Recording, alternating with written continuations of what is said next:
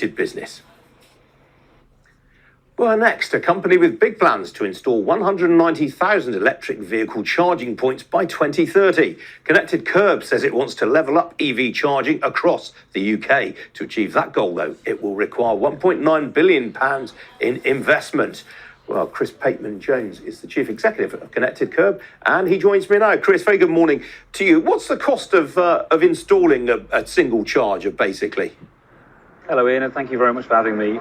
The cost varies depending on the connection costs to the power grid, but essentially we're looking at anywhere between £4,000 and £4,500 per charging point. And are you looking to bear that cost yourself or share it with local authorities?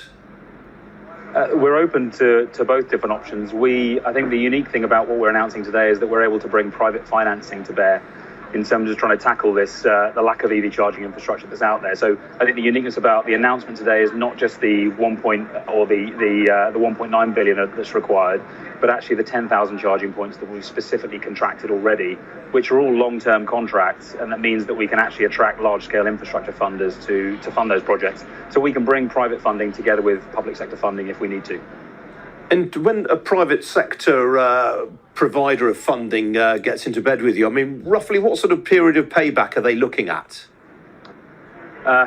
To be honest, that's a little bit of a crystal ball. I think the beauty of, again, these contracts today is that they are long-term, so they're 15 to 25 years, meaning that we know there is the sort of the burning platform, if you like, of the 2030 target that the government has set, meaning that after that point, we know that there will be no new combustion engine cars being sold. So if you have a 25-year term, you've sort of got 15 plus years beyond that date in which to earn your money back. That said, also, the fact that our kit is extremely long life, so we typically have a 15 to 20-year or 25-year lifespan of our equipment, means that we have a long period of time to be able to earn the money back. We're not having to replace the kit every 5 to 7 years, as some of our competitors sort of have to do.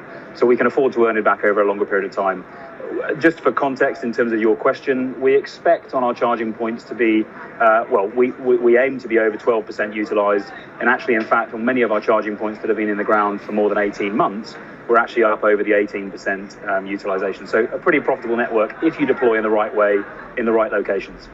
And as you say, I mean, it's a quite ambitious rollout programme. Are you anticipating being able to get all of the kit when you need it, where you need it? I mean, there are obviously supply chain bottlenecks everywhere right now.